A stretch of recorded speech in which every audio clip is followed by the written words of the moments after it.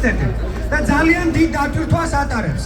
და უნივერსიტეტი, რომელსაც შეურაცხყოფა მიაყენეს, დაუხურეს ყველა პროგრამა და ჩაუნაცვლის ისეთით, რომელიც მას საერთოდ არ გააჩნდა.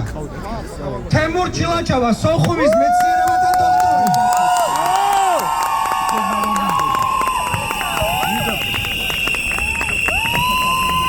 მოგესალმებით ყველას.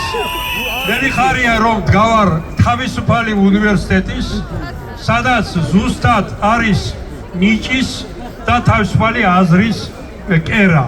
მე აქ მუშაობდი 2005 წლიდან 11 წლამდე. ძალიან მიხაროდა, რადგანაც ვხედავდი აქ როგორ ვითარდებოდა ეს უნივერსიტეტი. განსაკუთრებით სამეცნიერო ხაზით ამ უნივერსიტეტმა მიაღწია დიდ შედეგებს და მე ძალიან მიხარია როგორც ქართველ კაცს და იმ ცნობილ მათემატიკურ ჟურნალებს, რომელიც არიან იმპა ფაქტორიანი და სკოპუსიანი, დაემატა ამ უნივერსიტეტის ძალიან კარგი ჟურნალი და ეს ძალიან კარგია, რადგანაც ცნობადობა არის საქართველოს მეცნიერებისა მხოლოდ უცხოეთში ცნობილ საძიებო სისტემებში. მე წარმოადგენ სოხუმის სახელმწიფო უნივერსიტეტს, რომელიც განსხვავებით ამ მართლაც თავისუფალი უნივერსიტეტის არის ოკუპირებული საქართველოს განათლების სამინისტროს მიერ ბოლო 20 წლის განმავლობაში განსაკუთრებით. ესე იგი განათლების სამინისტრო ნიშნავს თავის სამხედრო თქვი განათლების კომისრებს, რომლებიც წლების განმავლობაში ახვედრებენ მომდევნო რექტორებს, აკადემიურ საბჭოს წევრებს. თქვენ მოგეხსენებათ, რომ სოხუმის პედინსტიტუტი შეიქმნა 1932 წელს და უკვე მაშინ იყო ცნობილი კლასიკური სპეციალობები, როგორც არის მათემატიკა, ფიზიკა, ქართული ენა, ისტორია და ასე შემდეგ.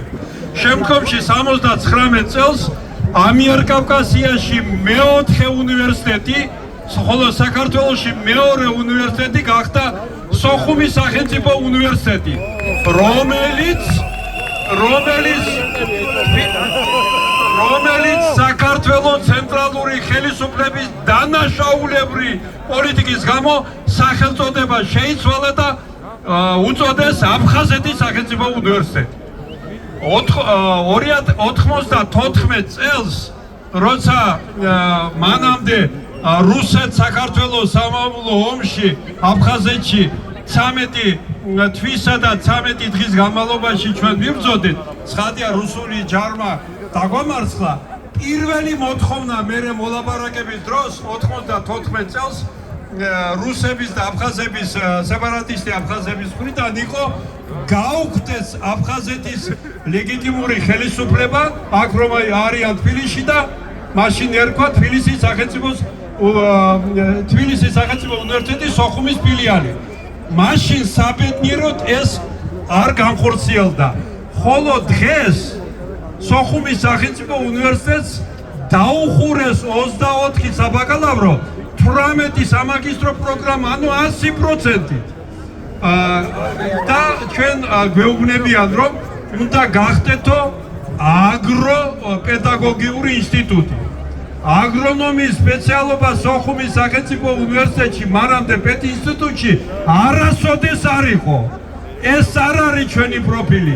ეს იყო სოფლიოში ორი იყო სუტროპიკული მეურნეობის ინსტიტუტი, ერთ-ერთი იყო სოხუმში. ის ომის შემდეგ გადავიდა ქუთაისში, მერე გაუქმეს და შეუერთეს წერეთლის უნივერსიტეტი. ამიტომ მე მინდა გითხრათ, რომ ჩვენ ერთობლივი ძალებით ჯერ შემორჩენილია რამოდენიმე პროფესორი თავისუფალი სოხუმის უნივერსიტეტში, ასევე სტუდენტების ნაწილი, მაგრამ ჩვენთან სრული ვერტიკალი ოკუპირებულია.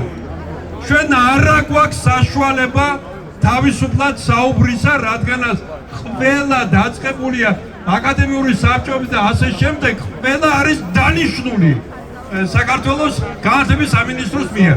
მე იმედოვნებ, რომ დღეს ყველასი ახალგაზრდა, ზარდი, სამეცნიერო აკადემიური ხარისხი მიმართულებით ილიას სახელმწიფო უნივერსიტეტი გახდება ის მებაირაღე, რომელსაც შემოერთებიან ალმა მატერი ყველა ქართველის.